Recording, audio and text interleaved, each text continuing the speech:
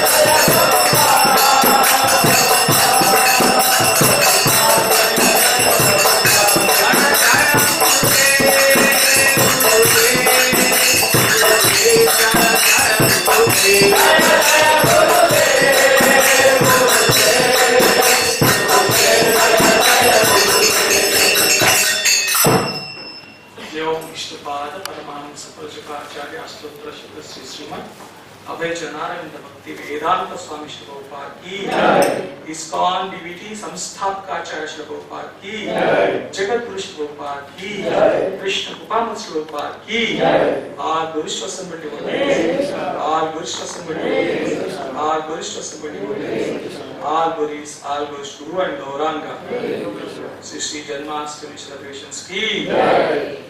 ओम ज्ञानतिमिरान्धस्य ज्ञानाञ्जनशलाकया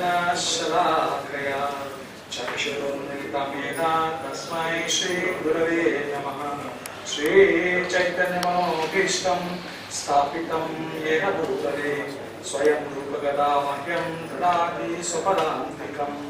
वन्देऽहं श्रीगुरुं श्रीयुतापदकमलं श्रीगुरून् वैष्णवांश्च श्रीरूपं साग्रजातं सहगण रघुनाथान्वितं तं सजीवं साद्वैतं सावधूतं परिजन सहितं कृष्ण चैतन्य देवं श्री राधा कृष्ण पादान् सहगण ललिता श्री विशाखान्वितांश्च हे कृष्ण करुणा सिंधु दीनबन्धो जगत्पते गोपेश गोपिका कांता राधा कांत नमोस्तुते तप्त कांचन गौरांगी राधे वृंदावनेश्वरी वृषभानुसुते देवी प्रणमामि हरिप्रिये वाञ्छाकल्पतरुभ्यश्च कृपा सिन्धुभ्यः च पतितानां पावनेभ्यो वैष्णवेभ्यो नमो नमः। जय श्री कृष्ण चैतन्य प्रभु नित्यानंद श्री अद्वैत गदाधर श्रीवासादि गौर भक्तवृंद हरे कृष्णा कृष्णा कृष्णा हरे हरे हरे राम राम राम हरे हरे। ओम नमो भगवते वासुदेवाय ओम नमो भगवते वासुदेवाय ओम नमो भगवते वासुदेवाय ओम नमो भगवते वासुदेवाय ओम नमो भगवते वासुदेवाय ओम नमो भगवते वासुदेवाय नारायणं नमस्कृत्य नरं चैव नरोत्तमं देवीं सरस्वतीं व्यासं ततो जयमुदीरये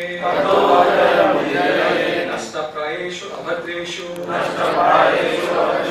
नित्यं भागवत सेवया भगवती उत्तम श्लोके भक्तिर्भवति नैष्ठकी कृष्णाय वासुदेवाय देवकी नंदनाय च नंदगोपकुमाराय गोविंदाय नमो नमः गोविंदाय नमो नमः गोविंदाय नमो नमः। हरे कृष्ण। आप सबको स्वागत है। आज जन्माष्टमी सेलिब्रेशंस का तीसरी दिन है और आज हम भगवान बालाजी श्रीनिवास जी के बारे में हम लोग सुनेंगे और कथा कंटिन्यूएशन होना चाहिए ना। कल हमने क्या पढ़ा? कल कुछ कथा देखा है, सुना देखा था ना? क्या था वो? शिशु अग्र पूजा, मतलब भगवान कृष्णा का पूजा, वो इंपॉर्टेंट है। बाद में भगवान आते हैं तो इसी जो दुष्टताया हो जाता है, लेकिन भगवान इसलिए आते हैं परित्राणाय साधूनाम, डिवोटीज के साथ लीला करने के लिए भगवान आते हैं। तो लीला क्या था? अग्र पूजा था, है ना? यानी कि वहां पे कौन कौन थे? युधिष्ठिर था, अर्जुन था, भीम था, कृष्ण भगवान था, है ना? तो उधर से ही हम लोग शुरू करेंगे ये बालाजी के बारे में भी। आगे में क्या होता है?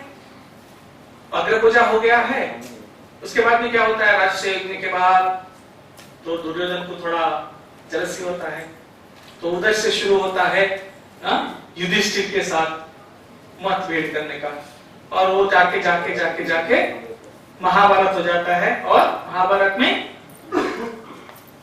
अर्जुन का बेटा अभिमन्यु का भी वधा हो जाता है, और बाद में अभिमन्यु का बेटा परीक्षित महाराज को जब पांडव को मालूम पड़ गया कि कृष्ण भगवान ये जगत छोड़ के अप्रकट लीला में चले गए। एक लीला भगवान का क्या होता है? प्रकट लीला, और दूसरा लीला क्या होता है? अप्रकट लीला। मतलब यहाँ पे उनका लीला समाप्त हुआ, इसका ये मतलब नहीं कि भगवान का लीला कहीं दूसरे जगह चल नहीं रहा है, वो तो चलती है, वो नित्यम है, नित्यम भागवत से है। हाँ, तो भगवान का लीला चलता रहता है, चलते रहता है, हर रोज चलते रहता है।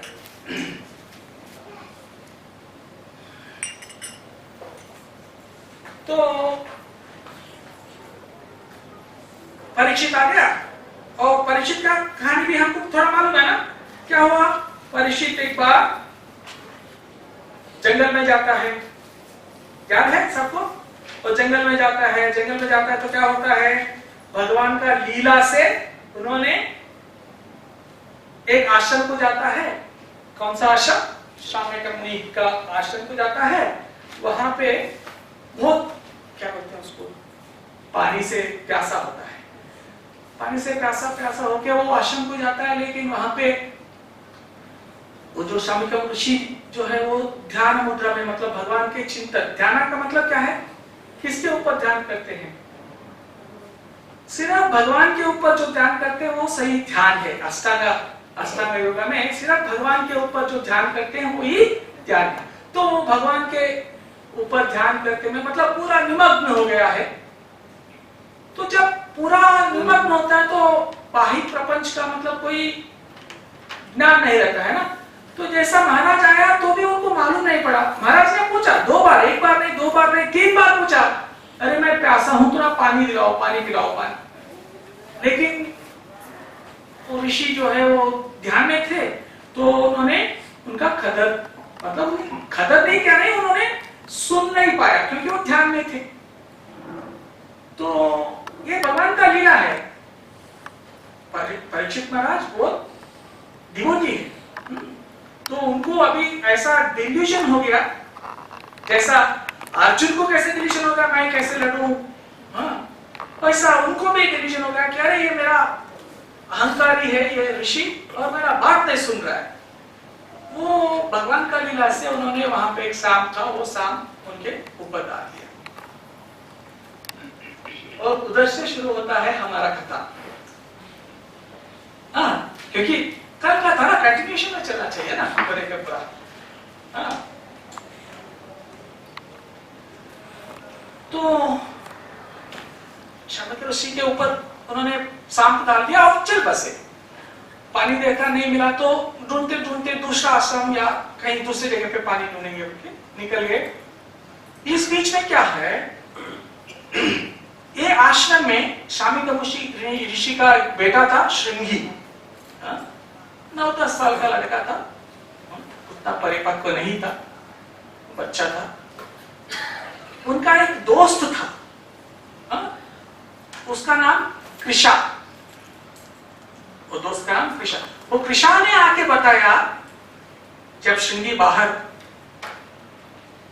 क्या कहते हैं उसको, आश्रम में क्या होता है, बच्चे ब्रह्मचारी जाके रसोई के लिए लकड़ी ढूंढते रहते हैं ना, वैसा लकड़ी ढूंढ रहा था दूसरे बच्चों के साथ। एक कृषा भागते भागते आश्रम से आया, आके बताया, हे श्रृंगी मालूम है तुमको, ऐसा परीक्षित आया है, आके तुम्हारा पिताजी का अपमान किया। पहला तो बच्चा था, जानता नहीं था, और इसने ऐसे बोल दिया कि सीधा बोल दिया कि अपमान कर दिया, तो उसने बच्चे के ऊपर मान लिया। ये पहली गलती है। जो सुनते हैं हम, वो सुन के हम तक्की करते हैं, मतलब ये सही है बोल के हम लोग तक्की करते हैं ना, वो गलत है। सुनने जो भी सुनते हैं उसको सही मानना गलत है, उसको विचारण करना चाहिए, ये जो बोल रहा है वो सही बोल रहा है या इसका कोई उद्देश्य है। लेकिन जैसा मंथरा ने कैकेयी को बोल दिया, कैकेयी सुन बैठी है, तो गलती किसका है, मंथरा का है या कैकेयी का? जो सुन के उसके ऊपर काम करता है उसका गलती है, सुन के जो विचारण नहीं करता है। बहुत सारे बॉस ऐसे कह जाते हैं, किसी के ऊपर ऐसे कुछ बोल दिया तो वो ऐसे ले लेंगे तो वो सही नहीं होता है। सो विचारण नहीं किया, वो गलती है, पहला श्रृंगी का। और बाद में बोला बच्चा है, परिपक्व नहीं है, तो उन्होंने शाप दे दिया कि अच्छा, मेरे दोस्त ने कहा कि अपमान किया मेरे पिताजी को, जानते हो मेरा पिताजी कौन है, हाँ? और तुमने एक ऑर्डिनरी किंग हो, उन्होंने शाप दिया कि मालूम है हमको, क्या शाप दिया? तक्षक आके तुमको 7 दिन के अंदर मार डालेगा।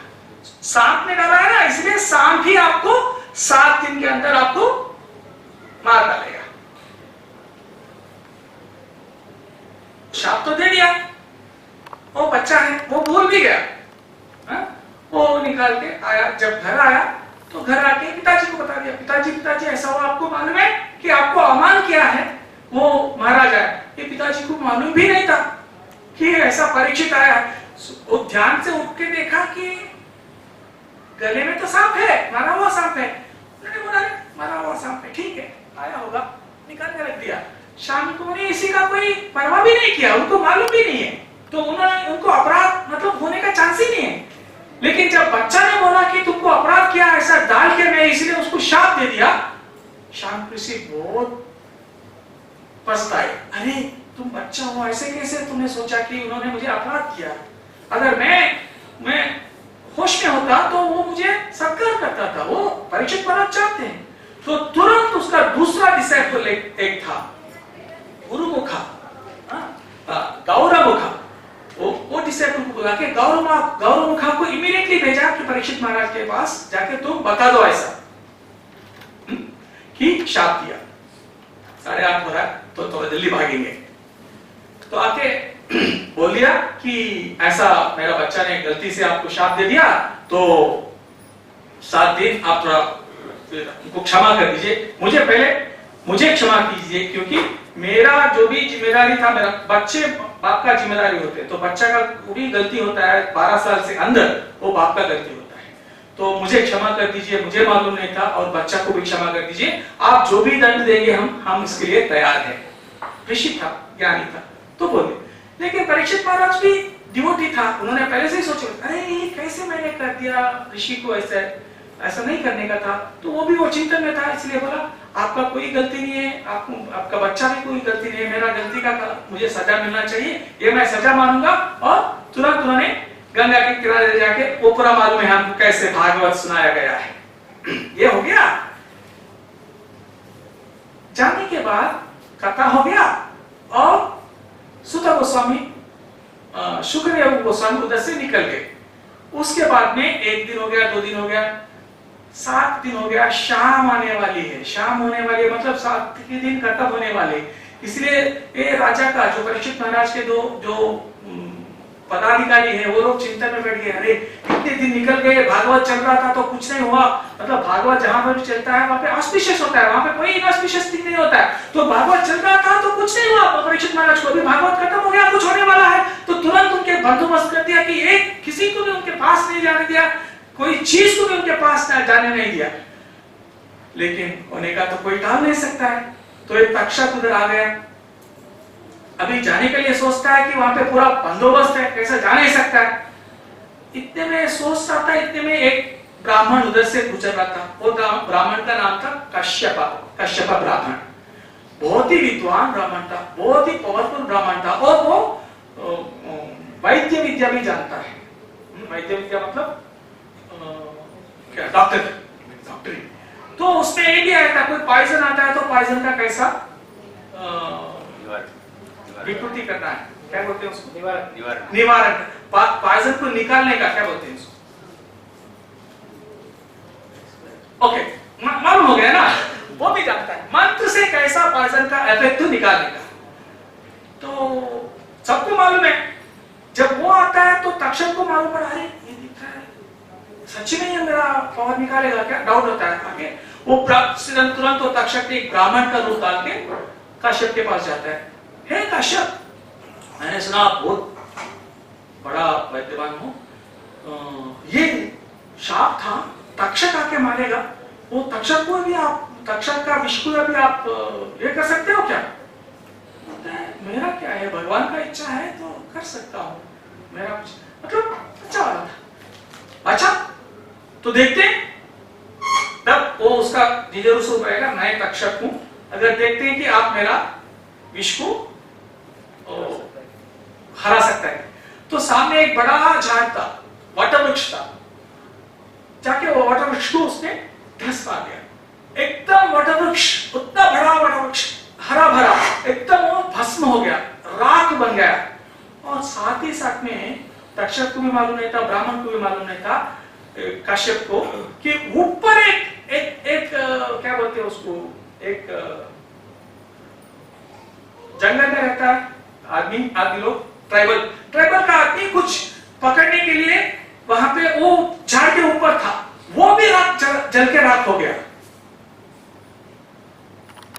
तो जब ये काश्यप जो है वो पावरफुल आदमी था, फिर भगवान का नाम लिया, भगवद आज्ञा आया, भगवत प्रीतम, उन्होंने मंत्र पढ़ लिया, पूरा झाड़ पूरा फिर से वो राख से निकल के फिर से हरा भरा उठ के आ गया। सिर्फ झाड़ ही नहीं, झाड़ के ऊपर जो आदमी मर गया था वो भी जीवित हो गया उधर। इतना पावरफुल था वो काश्यप, उतना मंत्र भी उतना पावरफुल था। ब्राह्मण लोग ऐसे थे तब।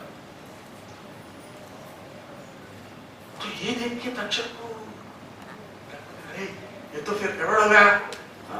तो फिर से इसको कैसे भी काश्यप को थोड़ा ये करना है बोल उन्होंने तक्षक जी बोला, काश्यप जी को बोला, काश्यप जी आप ऐसा क्यों सोचते हैं कि आप पहली बार सोचना चाहिए कि ये परीक्षित महाराज का विधि है, मतलब उनका कर्मा है कि वो मेरा विष से मरना है उनको, तो आप मतलब उनका पेट के अगेंस्ट कैसे जा सकते हैं। और दूसरा चीज, उनको एक ब्राह्मण का शाप मिला है, अगर आप उनको जीवित करेंगे मतलब वो शाप को आपने उल्टा क्या करना होता है, वो भी आप ब्राह्मण अपराध भी हो जाएगा, तो ये आपको नहीं करना चाहिए। ऐसा ये पूरा शास्त्र वगैरह दिखा रहा है। तो काश्यप ने बोला, अरे सही है, मैं अभी तो मिला नहीं ना, और प्रॉमिस भी नहीं किया मैं जीवित करूंगा, तो मैं इधर से इधर ही चले जाऊंगा, तो मैं जैसा इसने बोला विधि को भी अपराध नहीं करूंगा और ब्राह्मण को भी अपराध करूंगा। ठीक है, सही है, क्या बोलते सोचते हो। और थोड़ा पैसा भी दिया, आप ऐसा चिंता मत करिए, कराएंगे तो राजा कुछ आपको पैसा देगा, तो मैं देता हूं आपको पैसा बोल के। तो काश्यप निकल गया। तो फिर बाद में मालूम है तक्षक जाएगा, तक्षक उसका दोस्तों को ब्राह्मण के जैसा बनाया, और ब्राह्मण के साथ में वो भी एक ब्राह्मण को, मतलब एक फल के अंदर एक विष कीटक के जैसा जाके वो गया। वो कैसे वो सिलसिला बाजू रखेंगे। अब ये क्या हुआ, काश्यप निकल गया ना, ये जो ब्राह्मण जहां पर भी जाता है उसको सारे उसको दिखा दे, मतलब उसको लग रहा है कि मैंने कुछ गलती किया, सारा अशुभ होता है, किधर भी जाके किससे भी मिलता है अशुभ होता है, किससे भी बात करता है वो कुछ गलती पकड़ लेते हैं, फिर ऐसा कुछ तो कुछ होते रहता है। ये चिंतन करते रहता है, ऐसा क्यों हो रहा है मुझसे, ऐसे क्या गलती हो गया, क्या गलती हो गया। दिन साल बीत जाके एक बार एक मुनि के पास जाता है, शाकल्या मुनि के पास जाके वो पूरा उनका दुविधा बता देता है, ये ऐसा क्यों हो रहा है मुझसे कहां पे गलती हो गया। तो पहले तो ऐसा नहीं था, मैं इतना पावरफुल हूँ, सब लोग मुझे मानते थे, आदर करते थे, अभी तो ऐसा नहीं हो। तो शाकल्या मुनि ध्यान में आता है और पूरा समझ लेता है, आके बोलता है, हाँ तुमने ऐसा परीक्षित को सेव करने के लिए गया, रक्षा करने के लिए, लेकिन रक्षा किए बगैर तुमने वापस आ गए, वो गलत बात है। और ये बोलता है गलत बात, वो तो एक ब्राह्मण था, वो ऐसा बोला कि मैं विधि का अगेंस्ट नहीं जा सकता हूँ, और दूसरी बात वो ब्राह्मण का कर्ष है, वो कर्ष को कैसे कर सकता हूँ। तो शाकल्य बोलता है कि वैद्यो नारायणो हरि, तो अगर आप वैद्य वृत्ति कर रहे हो तो आप भगवान के समान होते हो, तो आपको जब तक आखिरी श्वास है तब तक के लिए आपको कोशिश तो करना ही चाहिए। आप विधि के विरुद्ध हो या ना हो, आपका ड्यूटी आपको करना चाहिए। वो कैसे होता है नहीं होता है वो पूरा विधि के ऊपर डिपेंड होता है, लेकिन आपका कोशिश आपको करना चाहिए। कैसे करना चाहिए, अटैचमेंट के बिना, मतलब इसको जीवित करूंगा तो मेरा पैसा मिलेगा, नहीं तो इसको, ऐसा अटैचमेंट के बिना, कर्मेण्येवाधिकारस्ते, तो फल का आसक्ति लिए बिना आपको करना चाहिए थे, आप नहीं किया, इसलिए आपको घोर अपराध लग गया, घोर पाप लग गया। तो काश्यप बोलते हैं, अरे अनजाने में मुझसे हो गया, फिर इसको क्या करना चाहिए। तो बोलते हैं, तब शाकल्या मुनि फिर से ध्यान करके कहते हैं कि आप ऐसा दक्षिण में जाओगे, वहां पे एक वेंकटाचल, मतलब अभी हम लोग हमारा द्वीप पे आ गए, हाँ वेंकटाद्री, जहाँ पे श्रीनिवास जी है, उनके पास एक पुष्करिणी है, अगर वो पुष्करणी में अगर आप नहाओगे तो आपको ऐसा कोई भी पाप नहीं होता है, वो धुल जाएगा, वो नहीं धुलेगा। तो आप जाके उधर नहा लीजिए। उतना पावरफुल पुष्करणी है भगवान के सामने। वेंकटाचल, ये वेंकटाचल एक्चुअली कलयुग में उसका नाम है वेंकटाचल, लेकिन उसका नाम उससे पहले द्वापर युग में था कि शेषाद्रि और शेषाचल, एंड त्रेता युग में था अंजना। त्रेता युग मतलब कौन है? राम जी आए थे ना। तो आपको ये याद रखना चाहिए, अंजना जी कौन है? अंजना जी हनुमान की मां, तो वो वहां पे रहती थी, तो अंजनाद्री। उससे पहले मतलब तृतीय युग में उसका नाम था वृषभाद्री। तो वो भगवान मतलब वैकुंठ से एक्चुअली कहा जाता है कि स्कंद पुराण में कहा गया है कि वो नृसिंह वैकुंठ, नृसिंह देव का वैकुंठ है, वो नृसिंह देव का वैकुंठ से आया हुआ अनंत शेष है। अब वो लीला में नहीं जाएंगे, वराह देव का लीला में नहीं जाएंगे, नृसिंह देव का वराह देव का। तो वो पुष्करणी वहां पर है। तो अभी लॉर्ड श्रीनिवासा, ये स्टोरी ऐसा है कि एक बार, हाँ ये तो आपको भी मालूम है, एक बार नारद सब ये पूरा गड़बड़ के पीछे नारद जी होना ही चाहिए ना। तो याद है ना, एक बार आके नारद मुनि बोलता है कि ऋषि लोग बैठे हुए, तो बोलता है इसमें आपको ये त्रिमूर्ति है, त्रिमूर्ति से बड़ा कौन है? याद है? अच्छा बताते। एक बार ऐसा हुआ कि यज्ञ हो रहा था, और यज्ञ में भृगु महर्षि भी थे। यज्ञ करते भी मतलब यज्ञ जहां पे हो रहा, तो नारद जी भी आए। यज्ञ के बीच में नारद जी, वो मालूम है ना, आके पूछा आप लोग इतना यज्ञ कर रहे हो, लेकिन ये यज्ञ का फल जो है किसको ऑफर कर रहे हो? ये शिव जी को ऑफर कर रहे हो या ब्रह्मा को ऑफर कर रहे हो, या विष्णु को ऑफर कर रहे हो? तो थोड़ा भ्रम में मतलब नारद जी पूछते, नारद जी थोड़ा गुरु है, अगर गुरु पूछता है तो थोड़ा परेशान हो जाता है ना, मतलब इसमें कुछ तो गड़बड़ होगा। तो सारे परेशान हो गए। लेकिन भृगु महर्षि वाज आल्सो, वो भी ब्रह्मा जी का मानस पुत्र थे और सप्तऋषि में एक है। मेरे ख्याल से विष्णु होना चाहिए, लेकिन आपको नक्की करता हूं, मैं जाके परीक्षा करके नक्की करता हूं। वो याद है ना, वो जाके ब्रह्मा के पास जाता है।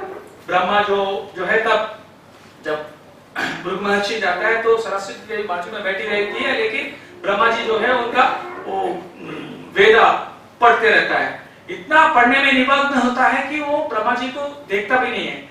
लेकिन भृगु महर्षि नारद जी का मानस पुत्र है, मतलब बेटे के समान होता है, लेकिन बड़ा पावरफुल ऋषि है। वो सोचता है मैं ऋषि भृगु महर्षि आता हूं तो भी मेरा ध्यान नहीं दिया ये ब्रह्मा, मतलब इसको थोड़ा चढ़ गया। एक्चुअली किसको चढ़ा? हाँ, इनको थोड़ा चढ़ गया, तो मतलब ये पूजा अर्ह नहीं है। तो उनको शाप देता है ब्रह्मा जी को कि आपको ये कलयुग में आपको कहीं भी आपका मंदिर भी नहीं होगा, आपको पूजा भी नहीं होगा। शाप देते हुए ये ऐसा आदमी कभी भी वो एक पुरुष नहीं हो सकता है। देखते हैं शिव जी के पास, तो शिव जी के पास जाता है। जब शिव जी के पास जाता है तो शिव जी पार्वती जी के साथ नृत्य करते रहते हैं। तो नृत्य करते में उन्होंने उनका ध्यान नहीं देते, लेकिन पार्वती जी देखती है, देख के पार्वती जी रुक जाती है। तो बीच नृत्य में अकबर पार्टनर रुक गया तो पूरा रसाभास हो जाता है ना। शिव जी को लगता है बीच में रसाभास हो गया, क्या हुआ? तो पार्वती बोलती है भृगु आया हुआ है। भृगु एक तरफ से भाई होता है।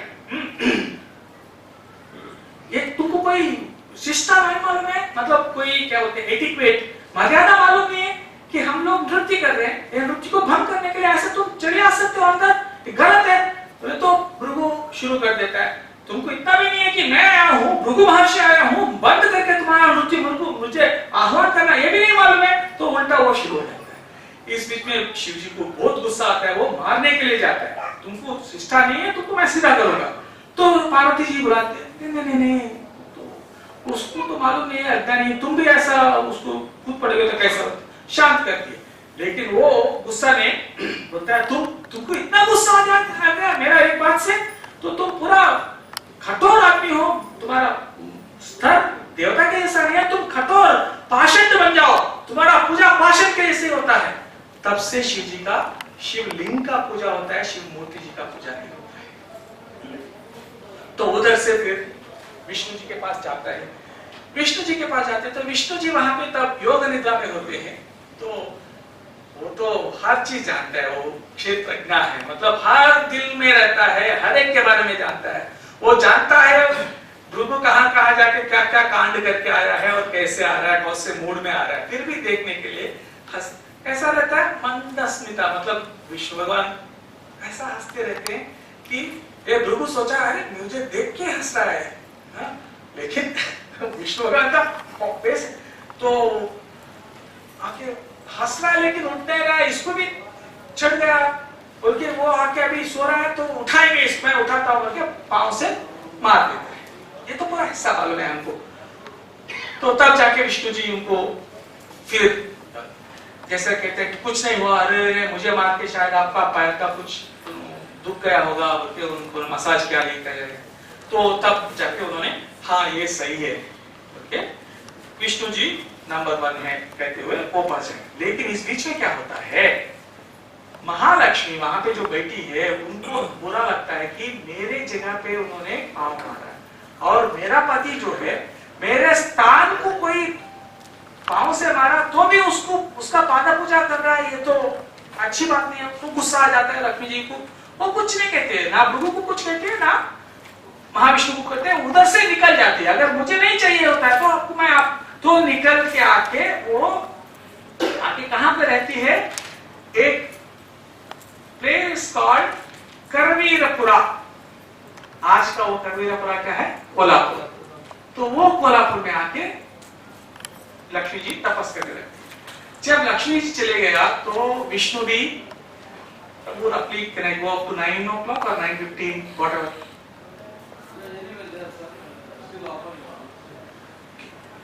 So विष्णु ढूंढते हुए आता है, कहीं भी नहीं दिखते महाविष्णु। वो जानबूझ के वहां पे जाके चुप के करते रहते हैं, क्योंकि महाविष्णु वहां पे पहुंचे नहीं। तो इधर इधर ढूंढता है कहीं नहीं रहता है। तो फिर एक जगह पे जाके जब वो जैसे ही उस जगह पे गया तो एकदम उनको शांत लगता है। क्यों शांत लगता है, वो उसी जगह पे गए हैं, वो वेंकटाचल। मैंने क्या कहा, वो वेंकटाचल कहां से आया है, वो वैकुंठ से आया है। नरसिंह भगवान का, वराह भगवान का वैकुंठ से आया हुआ है। तो एकदम हरा भरा कलरफुल वृक्ष और चिरपिंग बर्ड्स, मतलब आवाज करते हुए, तरह तरह के आवाज करते हुए बर्ड्स और झरने हैं, और इतना सुगंध भरा हुआ फ्लावर्स, इतना प्रशांत था वातावरण, क्योंकि वो तो वैकुंठ से आया हुआ है। उसको आज भी इसलिए कहते हैं कि वो एरिया को भूलोक वैकुंठ है। इतना प्रशांत रहता है। तो वहां जाने के बाद तुरंत श्रीनिवास जी को, मतलब विष्णु को लगता है कि प्रशांत लगता है। सोचा कि चलो मैं थक गया हूं, अभी यहाँ पे थोड़ा मैं आराम करूंगा। तो आराम करने के लिए देखता है वह पुष्करनी के बाजू में एक, क्या बोलते हैं, टैमरिन ट्री को क्या बोलते हैं, इमली का झाड़। इमली का झाड़ के नीचे एक एंट हिल के जैसा होता है। एंट हिल का मतलब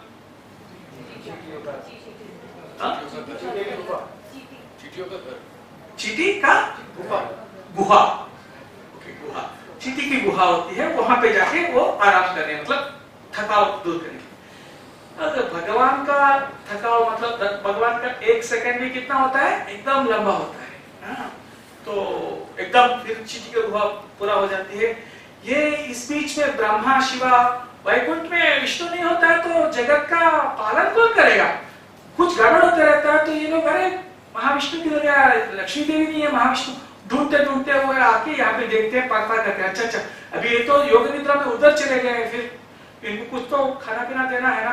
तो तुरंत ब्रह्मा और शिवा जो है एक गाय और बछड़े का रूप धारण करते हुए वो वहां पे किंग रहता है, वो किंग का गाय का तबेला में जुड़ जाते हैं और हर रोज आके वो एक काला गाय का मीन्स ब्रह्मा जी वो पूरा दूध ये एंट का गुहा, चींटी का गुहा में पूरा दूध खाली करके खाली ऑर्डर्स खाली दूध के साथ वापस आके, जब किंग को चाहिए होता है दूध, इसके पास दूध नहीं है तो किंग बोलता है, ये जो शेपर्ड को रहता है मतलब जो उसको पालने वाला होता है, बोलता है तुमने पूरा चोरी किया इसका दूध, इतना अच्छा गाय है इसका दूध तूने खा लिया, सच बोलो। बोलता है मुझे भी मालूम नहीं है, ऐसा अगर कल भी ऐसा बोलोगे तो तुमको तुम्हारा गर्दा निकालूंगा, कल तक तुम सच मुझे बताना चाहिए, तुमको मौका देता हूं, सोच लो और बता दो। ये डर जाता है वो गोरक्षक, वो उसके पीछे पीछे जाता है और दूसरा दिन देखता है वो पूरा दूध उधर नीचे डाल रही है, वो आंख खेल के ऊपर, बहुत गुस्सा आता है, यार मेरा गर्दन कर पा रही है ये इसको बोल के वो उसके पास जो लाठी होता है वो लाठी फेंक देता है। जब वो भगवान मतलब गाय भगवान का इतना प्रीति पात्र है और कोई उसको मारने के लिए आएगा तो भगवान थोड़ी देखते रहेगा, तुरंत वो गाय को हटा देता है और खड़ा होकर हटा देता है, तो लाठी आके उनको लगता है, उनको लगने से खून इतना बहता है एकदम वो फाउंटेन के जैसा पूरा आकाश में करके वो पूरा एरिया में लाल कर देता है। इतना सडनली ये गोरक्षक जो होता है गाय निकल गया, एक आदमी आ गया, मतलब सुंदर सा आदमी, उनका इतना घाव हो गया कि पूरा खूनी खून हो गया। ये देखते वो गोरक्षक फेंट हो जाता है, लेकिन उसके साथ में जो आए हैं वो दौड़ते हुए चले जाते हैं, वो भागते हैं उधर से। ये गाय भी भागते भागते किंग के पैलेस पे जाके वहां पे वो रोते रहती है। किंग आके देखता है क्यों रो रही है, जाके देखो क्या है, तो वो गाय बुला लेकर आती है, सब राजा भी आता है गाय के साथ, आके देखता है तो यहाँ पे श्रीनिवास जी को मतलब भगवान को खून बहते हुए रहता है। राजा बोलता है क्षमा करिए मुझे मालूम नहीं है कैसे हो गया ये। बोलता है तुम्हारा आदमी ने किया, तुम्हारा आदमी मतलब राजा को जो भी प्रजा ने कोई भी गलती किया तो उसका पाप राजा को भी जाती है, उसने गलती किया तो तुमको पाप लगेगा। नहीं वो अनजाने में हुआ, मुझे भी मालूम नहीं था, उसको भी मालूम नहीं था, तो चलो ठीक है। फिर कैसे आपका खून बह गया, इसका क्या अपराध है? बोलता है नहीं, एक काम कर सकते हो, तुम मुझे कन्यादान करोगे, अगले जन्म में तुम आकाश राज बन के तुम मुझे कन्यादान करोगे तो आपका पाप निकल जाएगा। देखिए भगवान का लीला, एक लीला हम सोचते हैं कि वो लीला से कितने लीला जुड़े हुए रहते हैं। तो भगवान तो वो जो राजा काल थोड़ा काल करने के बाद वो एक आकाश राया का नामक और एक राज किंग उसी इलाका के बन के वहां पे काफी दिन बीत जाता है, लेकिन उनको कोई बच्चा नहीं होता है, लड़का या लड़की कुछ भी नहीं होती है। तो उन्होंने उनका कुलगुरु से पूछते कि क्या करना चाहिए। वो बोलते हैं कि तुम पुत्र कामेष्टि याग करो, पुत्र कामेष्टि याग से आपको कोई पुत्र हो जाएगा। तो ठीक है, पुत्र कामेष्टि याग करने के लिए जहां पे याग करना है वहां वो जगह पे हल चलाना पड़ता है राजा को। तो उन्होंने एक अच्छा गोल्डन कलर का सीता बना के, मतलब हल्का वो रहता है ना, उससे चलाते चलाते जाता है। तो एक जगह जाके वो चलाते रहता है, इतने में वहां पे उनको दिखता है एक क्या बोलते हैं पद्म, एक कमल का झाड़ दिखता है और उसमें अंदर कमल बंद रहता है। वो उठाते, बंद है बोलते उनको खोलते तो भारी होता है, तो उठाते तो अंदर से लड़की दिखती है। तो वो लड़की को पा लेते, वो लड़की पद्म के अंदर से मिला, इसलिए उसका नाम पद्मावती हुआ है। और वो पद्मावती कौन है, उसका भी लीला है। एक बार कृतयुग में महालक्ष्मी फिर से तब भी एक बार जगड़ ली थी महाविष्णु से, जगड़ के वो धरती पे आई है। धरती पे आके झगड़ी है, लेकिन तो सहज है कि वो जन्म लेती है, लेने के बाद पति मेरा नारायण जी ही होना चाहिए, मतलब विष्णु भी होना चाहिए। तो वो विष्णु का तपस करते रहते हैं, लेकिन वो इतना सुंदर रहती है, इतना सुंदर रहती है। लेकिन वो कौन सा युग बोला मैंने? कृतयुग। कृतयुग में कौन था? राम जी, और राम जी से पहले रावण जी रावण। तो रावण देखता है, रावण भी सुनता है ये महालक्ष्मी का सुंदरता, वो आके वो शादी करने के लिए प्रपोज करता है। बोलती है नहीं, मैं सिर्फ नारायण जी या महाविष्णु से ले छोड़ के, कृष्ण भगवान को छोड़ के और किसी को भी मैं शादी नहीं करूंगा। बोलता है मैं उनसे भी बलवान हूं। तो जबरदस्ती करने जाता है। तो जबरदस्ती करने जाता तो तुरंत वो शाप देती है, तुम मुझे जबरदस्ती कर रहे हो, तुम्हारे ये जबरदस्ती से ही तुमको मैं सर्वनाश करूंगा, मैं खुद तुमको सर्वनाश का कारण बनूंगा, ना तुम्हारा डायनेस्टी का। कहते हुए वो अग्नि को आह्वानित करके अग्नि में वो अर्पण हो जाती है। जब अग्नि में अंदर गई है महालक्ष्मी, तो उनको मालूम है रावण की पतन का कारण बनना है। जब राम जी वो मारीच को मारने के लिए जाते हैं, लक्ष्मण भी पीछे पीछे जाते हैं, लक्ष्मण रेखा मार के। जब सीता मैया रावणासुर को देने के लिए वापस आती है, तो वहां पे लक्ष्मण रेखा से पार करने से वो अग्नि जी आता है। तब क्या होता है, अग्नि सीता मैया को लेके ये माया सीता को, मतलब महालक्ष्मी, पूर्व महालक्ष्मी को, उनका नाम होता है वेदवती। तो वो वेदवती को उन्होंने छोड़ दिया। तो रावण जो हरण किया है वो वेदवती है, जो रावण के साथ जाती है लंका में और रावण का सर्वनाश का कारण बनती है। तो वो भी एक पास्ट टाइम, वो भी पूरा हो गया। जब राम जी उन्होंने रावण को मारने के बाद बुलाते हैं, जैसे वेदवती को लाते हैं विभीषण जी और लक्ष्मण जी, वो आते आते ही राम जी समझ लेते हैं कि ये सीता नहीं है, ये वेदवती है। इसलिए वो नजदीक भी नहीं आने देते हैं, तुरंत कह देते हैं कि तुमको परीक्षा में, मतलब प्रूव करना चाहिए, तो तुम आग में कूदो। क्यों आग में ही क्यों बोला? लीना, ताकि वो आग में गए तो सही सीता वापस आई। इस बार क्या होता है सबको मालूम नहीं है, लेकिन अग्निदेव जो है दो सीता को वापस लाते हैं। ये भी पवित्र है और ये भी पवित्र है, आप दोनों को ले लीजिए, दोनों आप ही को चाहते हैं। लेकिन राम जी तब अग्निदेव को कहते हैं कि मैं इस युग में एक पत्नीवती हूं, बता हूं, तो मैं वेदवती को नहीं ले सकता हूं, मेरा सीता को तो लूंगा ही, लेकिन वेदवती को मैं आगे जाके उसके बाद में मैं उनको स्वीकार करूंगा, तब के लिए उनको इंतजार करने के लिए। तो फिर से वो तब तक के लिए वो जाके ब्रह्मलोक में रह सकती है, ब्रह्मा भी उनको पूजा करेगा। तो तब वो वेदवती जो है ब्रह्मलोक जाती है। तो वो वेदवती अभी जब श्रीनिवास जी आए ना, तो उनके लिए वो पद्म में आई है। तो वेदवती बढ़ जाती है, उम्र होती है। जब उम्र होती है तो बाहर ऐसे गार्डन में घूमते रहती है। तो श्रीनिवास जी जब मालूम पड़ गया कि पद्मावती जी आ गई है, अब मुझे वो योग निद्रा से उठना है, तो वो उठ के, वो एंगल से योग निद्रा से उठ के वो एक क्या बोलते हैं हंटर के जैसे जाते हैं, जाके वेदवती का और इनका मिलन होती है। जैसे ही एक दूसरे को देखते हैं तो जान लेते हैं कि ये मेरे भगवान है, बोल के वेदवती जान लेती है, और ये भी जानते हैं कि ये लक्ष्मी जी है और वेदवती है और मुझे। तो एक दूसरे को देखते रहते हैं। इतने में क्या होता है, ये जो वो वेदवती मतलब राजा का बेटी होती है ना, तो वो परिचारक जो होते हैं वो आके बोलते हैं नहीं ये जगह तो कोई पुरुष को आने का जगह नहीं है, आप कैसे आ गए इधर, आपको जाना पड़ेगा, बोल के जबरदस्ती उनको भगा देते हैं।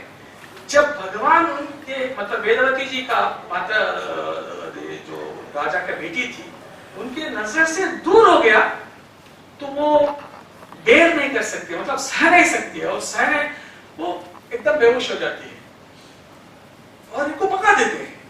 तो भगवान को भी माता जी को मतलब नजर के सामने से पहले तो वो तो महालक्ष्मी गया, उनका विरह में वो इतने साल ये कर रहा है, विरह कर रहा है, और इसमें एक मिनट के लिए मिला और उसके बाद में वो लोग भगाए, तो भगवान को भी अच्छा नहीं लगा, तो वो भी वापस जाते हैं। इस बीच में क्या होता है, और एक बार इधर आते हैं, जब भगवान को मार लगा ना वो लाठी से उस करके, तो भगवान धन्वंतरी को बुलाते हैं। धन्वंतरी को बुला के क्या करना चाहिए, वो धन्वंतरी बोलता है ऐसे ऐसे मूलिक, मतलब क्या जड़ी बूटी आप ढूंढ के लाइए और वो लगा लीजिए, चल जाता है। बोलते वो पहले एक बार तो लगा के तो जाता है, बाद में उनको ढूंढना पड़ेगा ना, तब तो श्रीनिवास अकेले हैं और वैकुंठ छोड़ के आए हैं, तो कोई परिवार तो नहीं है।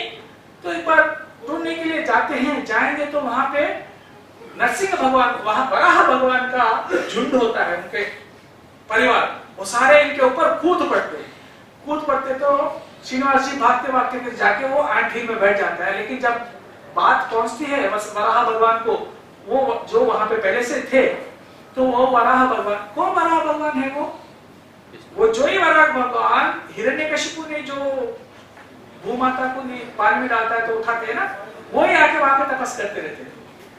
तो कोई आ रहा है, इधर कैसे आ सकता है बोल के जाके देखते हैं। जब वराह भगवान और श्रीनिवास एक दूसरे के सामने होते हैं तो दोनों सेम है ना, ये भी कृष्णा है वो भी कृष्णा है, एक कृष्णा दूसरा कृष्णा को देखे कितना आनंद हो जाता है, तो गले लगते हैं और बोलते हैं आप कैसे इधर हो। तो एक कृष्णा बोलता है कि ऐसा ऐसा हुआ, लक्ष्मी जी ऐसे चले गए, मैं ऐसा हूँ। अरे तो मुझे पहले बताने का था ना, आप चोरी चोरी क्यों आने का, मुझे क्या मालूम है आप इधर है। अच्छा तो आप इधर रह लीजिए बोल के, वराहदेव का एरिया होता है वो, इनको वो पुष्करनी का साउथ के पास थोड़ा जगह देते हैं, तो वहां पे रहते हैं। तो श्रीनिवास जी वो जगह पे आके रहते थे, मतलब, और साथ ही साथ में वो वराहदेव, उनका एक सर्वेंट होती है बकुला देवी, वो बकुला देवी को सर्व करने के लिए श्रीनिवास जी के पास भेजते हैं। वो बकुला देवी कौन है, वो बकुला देवी कोई नहीं है, वो बकुला देवी देवकी मैया है, आई एम सॉरी यशोदा मैया है। यशोदा मैया कृष्णा को पाली है, लेकिन जब कृष्णा जवान होता है, एक नहीं, दो नहीं, 6 नहीं, 100 नहीं, 1000 नहीं, 16,000 शादी किया, लेकिन एक शादी भी यशोदा मैया देखा नहीं है। तो यशोदा मैया एक बार पूछती है कृष्णा ये क्या हुआ, एक शादी तो तुम्हारा कम से कम मैं देख सकता हूँ, मैं करता हूँ, मैं भी तो तुम्हारा माँ हूँ ना, मुझे तुम्हें करने का एक मौका दो। तो वो भगवान बोलते हैं ठीक है तदास्तु, मैं श्रीनिवास बनूंगा। तो देखिए एक वीणा में भगवान सारे जुड़ जा रहे हैं। तो अभी वराह भगवान बकुला देवी को इनको सेवा करने के लिए भेजते हैं श्रीनिवास जी। तो बकुला देवी इनको सेवा करते रहती है। श्रीनिवास जी आते हैं, एक पागल से ऐसा आते हैं, क्योंकि उन्होंने पद्मावती जी को देखा, लेकिन वो लोग भगाए उधर से। तो अरे मैं तो मिला महालक्ष्मी जी को और फिर भी दूर हो गया, बोलते चिंतित होते हुए आते हैं। तो ये चिंता को कारण पूछती है बकुला देवी, तो ये पूरा हिसाब बनाता है। श्रीनिवास जी पूरा हिसाब बता देता है कि मैं ऐसा हूँ, मैं महाविष्णु हूँ, ऐसा राम काल में ऐसा हुआ, ये हुआ, वो हुआ, वो हुआ, वो पद्मावती वहां पे है, लेकिन एक बार ही देख पाया हूँ, बाद में नहीं देख पाया हूँ, तो आप कैसे भी करके हमारा शादी करवाओ। तो बकुला देवी आनंद होती है, क्योंकि उनको भी माँ की दिल है ना यशोदा मैया का। तो ठीक है मैं करवाऊंगा तुम्हारा शादी। तो भगवान भी जानते हैं तो एक लेडी क्या कर पाएगी। तो जैसे वो माँ आती है तो एक अच्छा घोड़ा और परिवार उनके साथ में भगवान दे देते हैं, और उनको जाने के बाद भगवान खुद क्या बोलते हैं, एक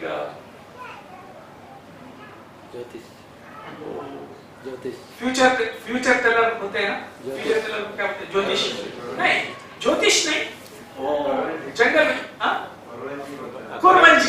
कुरवंजी का मतलब जो पहाड़ में रहते हैं, लेकिन वो आपका फ्यूचर के बारे में बता देते हैं कहते हुए। वैसा लड़की के रूप में जाके वो किंग के पास जाके वहां पे पूरा सबका भगवान है, किसके फ्यूचर नहीं जानता है, हर एक को पता कि तुम्हारा फ्यूचर रहता है, पहले ऐसा हुआ, ऐसा हुआ, ऐसा हुआ, आगे ऐसा बना होगा, सब तो बोलते रहता है। तो ये सुन के रानी जी को भी अच्छा लगता है। रानी जी को क्या हुआ, जो पद्मावती को लाए थे मूर्छित में आई थी, तो उनके परिवार जो होते हैं उनसे पूछे क्यों ये मूर्छित है, डरते हैं क्यों, अगर कोई लड़का आके देखा है इसलिए वो मूर्छित बोला, तो तुम लोग क्या कर रहे थे? लड़का को कैसे आने दिया उधर बोल के डांटेगी रानी ने। तो उसने चुपचाप, मालूम नहीं है, पता नहीं, जाते जाते अचानक गिर गई, तो अचानक मूर्छित हो गई बोलते हैं। तो ये उनकी माता जी चिंतित होती है, अरे क्यों मूर्छित हो गई? तो जब उसको मालूम पड़ा कि ऐसा कुरवंशी आ रहा है, कुरवंशी आई है, तो बुला के उसको उधर बुलाओ। तो आने के बाद बोलते हैं क्या हुआ? इसको लगता है कि ये तुम्हारा लड़की ऑर्डिनरी लड़की नहीं है, ये तो महालक्ष्मी है। और ये महालक्ष्मी कहीं श्रीमन नारायण जी को, मतलब विष्णु को या कृष्णा को देखी है, इसलिए मूर्छित हो गई है। वो उनका पूर्व स्मृति आ गई है, तो वो पूर्व स्मृति के भाव में वो मूर्छित हो गई है। ऐसे कैसे नारायण जी को अभी दिखा है, तो कैसे करें? आप चिंता मत करो, वो नारायण जी खुद तो कुछ इंतजाम करेगा। बोलते हैं कि अब किंग भी बोलेगा, अरे ऐसे कैसे मैं उसको दे दूं? पहले वो लोग पूछना चाहिए ना, कन्या को ऐसे थोड़ी दान करेंगे, पहले पूछना। तो बोलते हैं नहीं नहीं, वो नारायण जी कुछ ना कुछ इंतजाम करेगा, कोई आएगा आपके पास मैसेज लेके कि वो लड़की को पूछने के लिए, तब लाके आप दे दीजिए। ठीक है, पूरा लीला ही लीला, लीला ही लीला। तो इतने में, और बता के उधर से तुरंत गायब होकर इधर आ जाते हैं। और इतने में ये कुरवंशी जो है, मतलब वक्रा देवी जो है, उधर जाती है। जाके सीधा किंग को पारस के, कौन है? ऐसा मैं आया हूं, बोलो। आने दो आने दो आने दो। कौन है? मुझे आपका लड़की चाहिए। अरे बाप रे, आप कौन है? मैं कौन है, चिंता मत करो, मेरा लड़का चाहिए। आपका लड़का कौन है? लड़का कोई नहीं है, वो साक्षात देवकी वसुदेव का बेटा है। और वो यदुवंशी है, उसके लिए मैं आपका बेटी चाहता हूं। तो तुरंत रानी बोलती है, अरे हाँ, वो भी इसने बोली कि साक्षात कृष्णा खुद आएगा इसके लिए हाथ, और हाथ किसी को भी भेजेगा, तो इसको भी ठकाना नहीं हो। राजा को बता देती है, राजा भी बोलेगा हाँ चलो ठीक है, शायद हो जाएगा। मैं थोड़ा जल्दी जल्दी जाता हूँ, अभी 9:05 हो गया, 5 मिनट में खत्म कर लेते हैं। तो शादी करना है तो फिर मामूली सी बात नहीं है, तो कितना सा पैसा चाहिए? तो श्रीनिवास जी बोलते हैं कि कैसा करना चाहिए? तो चिंतित होता है। इतने में जब उनको मालूम पड़ा, वराहदेव आप होता है, अरे तुम क्यों चिंता करते हो, ब्रह्मा को बुलाओ ना इधर। तो ब्रह्मा को बुलाते हैं, शिवाजी को बुलाते हैं, गरुड़ को भेजते हैं। वो लोग आए तो पैसा चाहिए, तो फिर कुबेर को बुलाओ। तो कुबेर बोलता है मैं ऐसे थोड़ी पैसा दूंगा, तो फिर क्या चाहिए? मुझको क्या बोलते हैं, इंटरेस्ट। इंटरेस्ट के साथ मुझे चाहिए। हाँ चलो, तुम्हें इंटरेस्ट के साथ दे दूंगा। फिर कैसे बनेगा? इतना पैसा लेता है, इतना पैसा लेता है कि वो इंटरेस्ट कलयुग का एंड तक देते रहना पड़ेगा भगवान को। और विश्वकर्मा को बुलाते हैं, विश्वकर्मा को बुला के, अभी पूरा आ गए, ब्रह्मा आ गए, शिवा आ गए, इंद्र आ गए, देव, पूरा देवा सारे आ गए। सबके लिए रहने का तो वसति होना चाहिए ना। बोलता है विश्वकर्मा को, सारे के लिए यहाँ पे महल बनाओ। और यहीं पे नहीं, मेरा शादी उधर होने वाला है, वो आकाशराज के पास भी उतना नहीं हो सकता है, उधर भी बना जाओ जाके। और ये विश्वकर्मा जाता है, उधर भी भवन बना देता है, उधर एक कल्याण मंडपम बनाता है, एकदम पूरा इंतजाम हो जाता है। शादी तो होता है। अब क्या हो गया, शादी होके दोनों को विदा करते हैं, आराम से रहने लेते हैं। इस बीच में फिर से नारद जी थोड़ी छोड़ेगा। नारद जी फिर से कोल्हापुर पहुंचता है। अरे महालक्ष्मी जी, आप क्या कर रहे हो इधर? वो तो शादी करके आराम से मजा ले रहे हैं, आपने तपस कर रहे हो। आपने गुस्सा आ जाती है महालक्ष्मी को। अरे फिर से यार दूसरा काम करने लगा। वो गुस्सा में फिर से महालक्ष्मी उधर कोल्हापुर से इधर एकदम रौद्र रूप से आते रहते। तो जब शिवाजी को मालूम पड़ा कि लक्ष्मी जी आ रहा है, शिवाजी थर मतलब महालक्ष्मी मतलब माता जी इसके बारे में कौन उनका गुस्सा कर सकता है ना। तो परेशान होते रहते हैं यहाँ पे विष्णु। तो वो तो परेशान हो रहे थे, लेकिन उसके साथ में जो पद्मावती होते तो बोलते चलो कोई बात नहीं, मैं देखता हूँ। तो पद्मावती जी पहले उधर आगे चलती है, जैसा महालक्ष्मी आती है, तो बीच में एक जगह पे जाके, काफी दूर हो गया कोल्हापुर से इधर तिरुपति तक चलते चलते तो बीच में पकड़ लेती है और उनका बहुत सेवा करती है, बहुत खूब सेवा करती है, इतना सेवा कि महालक्ष्मी संतुष्ट हो जाती। पहले से पद्मावती जी को देखते तुरंत लक्ष्मी जी का अंदर एक सब कहा मतलब वो भी लक्ष्मी जी है और ये भी लक्ष्मी जी है, तो आपस में तो होता है ना, नेचुरल होता है। पहले से तो उनका इतना अनुभव लगता है और इतना सेवा करती है बहुत। देख पूछती है तुम, मैं तो संतुष्ट हो गया हूँ तुमसे, तुम जो भी मांगोगे चाहिए मैं देता हूँ, तुम कौन हो, क्या चाहिए? तब पद्मावती बोलती है मैं ऐसा वेदवती हूँ और मैं ही हूँ, मैं आपका पति से शादी किया। तो एक क्षण के लिए उनका गुस्सा उड़ जाती है। बाद में जब उन्होंने बोला मैं ही वो वेदवती, एक्चुअली वो सीता ने खुद बोली हुई थी राम जी को, मेरे लिए पूरा कष्ट लेके 14 वर्ष राक्षस के साथ में वन में मेरे लिए तपस की है, थोड़ा इसको आप थोड़ा तो कृपा कर दीजिए इसको। तब राम जी ने मना किया था ना, तो याद आती है अरे मेरे लिए वहां पे वो सेवा करी थी ना, चलो ठीक है। तो वो आपस में मिल जाते हैं और दोनों मिलके हंसी खुशी आ जाते हैं। लेकिन यहाँ पे श्रीनिवास जी जब मालूम पड़ गया वो नरसिंह आ रहा है, वो नरसिंह आता है, तो उनको इतना ये हो जाता है, वो एकदम मूर्ति बन जाते हैं। जब तक वो आए वो श्रीनिवास जी एक मूर्ति के रूप स्थापित होते हैं। वही मूर्ति मतलब स्वयं भगवान जो मूर्ति बना हुआ है वही श्रीनिवास, वो तिरुपति का श्रीनिवास। तो ये हुआ श्रीनिवास जी का कथा। और जैसे लक्ष्मी जी आई है, लक्ष्मी जी श्रीनिवास जी का लेफ्ट मतलब हृदय के पास यहाँ पे श्रीवत्सा वहां पे लक्ष्मी जी रहती है, महालक्ष्मी, और ये पद्मावती राइट हैंड की तरफ से। तो ये हुआ। बाकी के इसमें साथ में बहुत सारे पास टाइम्स है, लेकिन अभी 9:10 हो गया, मैं थोड़ा विराम देता हूं। अगर कोई क्वेश्चन होता है तो तो और एक बार श्रीनिवास भगवान का नाम लेते हुए हम कीर्तन करेंगे। श्रीनिवास कभी गए थे बालाजी को? क्या बोलते हैं? गोविंदा गोविंदा। मैं हर एक नाम लेता हूं, आप आखिरी में गोविंदा गोविंदा। ठीक है? श्रीनिवास भगवान की जय। गोविंदा गोविंदा। एरुपल्लवास गोविंदा गोविंदा। वेंकटरमण गोविंदा गोविंदा। आपदमुक्तरमण गोविंदा गोविंदा।